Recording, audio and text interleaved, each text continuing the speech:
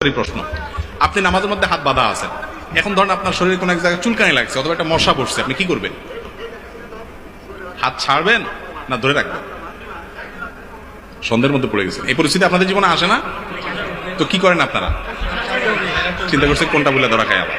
আচ্ছা থাক, দরকার নাই ধরা খাওয়ার, আমার থেকে শুনেন।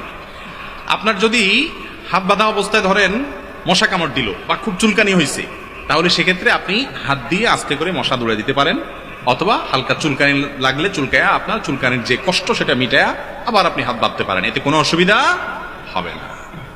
আমরা মনে করি যে না, এই হাত বাঁধলে নামাজ মনে ছুটে যাবে। নামাজের মধ্যে হাত বাঁধা কি ফরজ না ওয়াজিব? হাত বাঁধাটা কি ফরজ না ওয়াজিব? সবাই ওয়াজিব বলতেছেন, আপনারা ওয়াজিব মনে করেন। নামাজের এই কমন মাসালাটা আমরা অনেকে জানি না। হাত বাঁধাটা সুন্নাত। হাত যদি নাও বাঁধেন তাও কি হয়ে যাবে? সেখানে যদি আপনি একটু চুলকান, তাতে সুন্নাত সামান্য সময়ের জন্য ছুটলো, নামাজ নষ্ট হবে না।